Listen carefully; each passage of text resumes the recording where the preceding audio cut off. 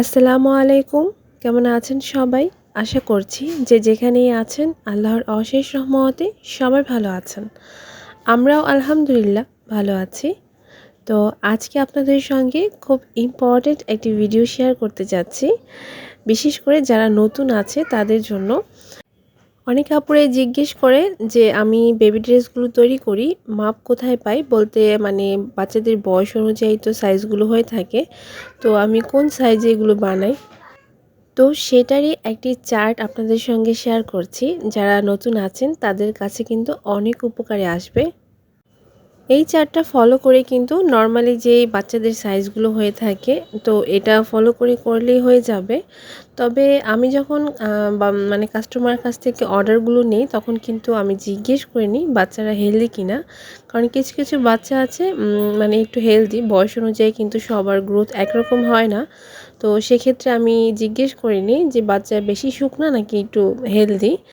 তো যদি বলে যে একটু হেলদি, তাহলে কিন্তু আমি বডি আর লম্বার মাপটা জেনে নেই।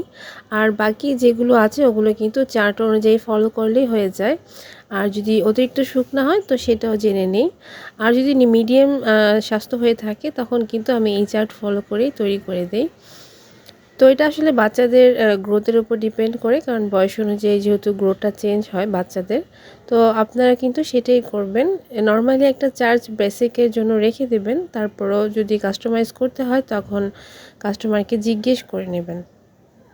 আর এই যে চার্টটা আছে এটা দিয়ে কিন্তু নরমালি একটু হেলদি হলেও প্রবলেম নেই, একটু মানে স্বাস্থ্য কম হলেও প্রবলেম নেই, আর নরমালি তো ঠিক আছেই। তো সেটা ফলো করে কিন্তু এই বাচ্চাদের 1 থেকে 12 কি 13 বছর পর্যন্ত আপনারা ড্রেসগুলো তৈরি করতে পারবেন। আচ্ছা, একটা আপু জানতে চেয়েছিলেন যে আমি হাতের কাজ করার পর ড্রেসটা বানাই নাকি হাতের কাজ করে ড্রেসটা বানাই। তো আমি কিন্তু নরমালি ড্রেসটা বানানোর পরেই হাতের কাজ করি। আর আপনারা তো দেখতেই পান আমি কিন্তু তৈরি ড্রেসটার মধ্যেই ড্রয়িং করি এবং স্টিচ করি। এরপর আরেকটা প্রশ্ন ছিল, আমি ড্রেসগুলো কি ধুই নাকি? বলতে যখন ডেলিভারি করি এর আগে কি ধুয়ে আয়রন করি নাকি? এটা আসলে দেখা যায় কি একটু হোয়াইট বলতে হালকা কালারের মধ্যে যেই ড্রেসগুলো হাতের কাজের জন্য পাঠাই, সেটা কিন্তু অনেক সময় একটু ময়লা ময়লা হয়ে গেলে তখন আমি এটা ধুয়ে দিই। এটা আসলে পরিষ্কার যদি থাকে তাহলে ধুই না, একটু হালকা যদি ময়লা হয়ে যায় তখন ধুয়ে দিই। যেহেতু ম্যাক্সিমাম আমি বেক্সি কটনে কাজ করি, সেহেতু কিন্তু মানে রং ওঠার ভয়টা থাকে না। নাহলে কিন্তু অন্য কাপড় দিয়ে কাজ করলে প্রথমে ধুয়ে এরপর নিশ্চিন্ত হয়ে এরপর আমি কাজটা করতাম। আর যাদের দিয়ে আমি কাজটা করাই তাদেরকে কিন্তু বারবার সতর্ক করে দেই একটু আলতো হাতে আর হচ্ছে সেফলি ভাবে যেন সেলাইগুলো করে, ময়লা এবং কুচকে বেশি যেন না যায়। তো এটাই আর কি। এটা সুবিধা অনুযায়ী ধুয়ে দিই, আবার অনেক সময় না ধুয়ে কিন্তু আমি জাস্ট আয়রন করে এটা ডেলিভারি করে দিই। আচ্ছা, আরও একটি প্রশ্ন ছিল যে আমি কর্মীদেরকে কিভাবে কাজটা দিই। আমি কিন্তু প্রত্যেকটা ড্রেসের মডেল যেটা আর কি সেটা আমি নিজে তৈরি করি। এরপর যেই আপুরা আমাকে কাজ করতে হেল্প করে তারা কিন্তু আমার মডেল দেখে দেখে এরপর কাজটা করে, আমি ড্রয়িং করে দেই।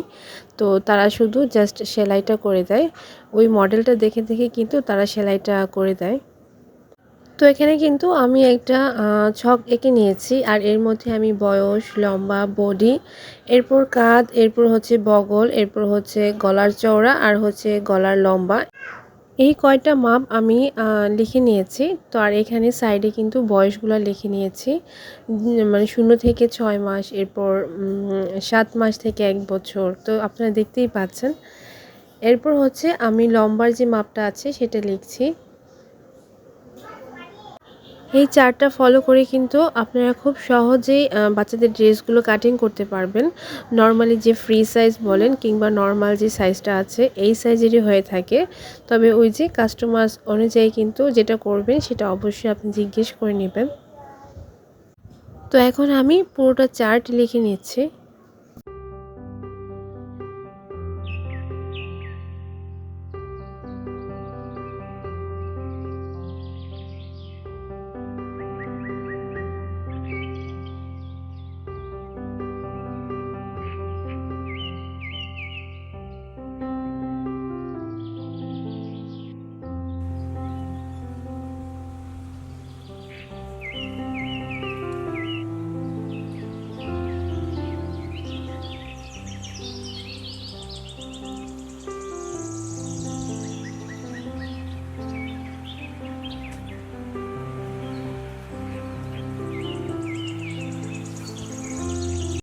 তো পুরো চার্টটা কিন্তু আমার লেখা হয়ে গেছে, এখন জাস্ট আপনাদের সঙ্গে শেয়ার করছি। আর এটা কিন্তু চাইলে আপনারা স্ক্রিনশট দিয়ে রাখতে পারেন, নেক্সট যখন কাজ করবেন এখান থেকে সবটা মিলিয়ে নিতে পারবেন। আশা করছি আজকের ভিডিওটি আপুদের একটু হলেও উপকারে আসবে। আজ এখান থেকে বিদায় নিচ্ছি। আল্লাহ হাফেজ।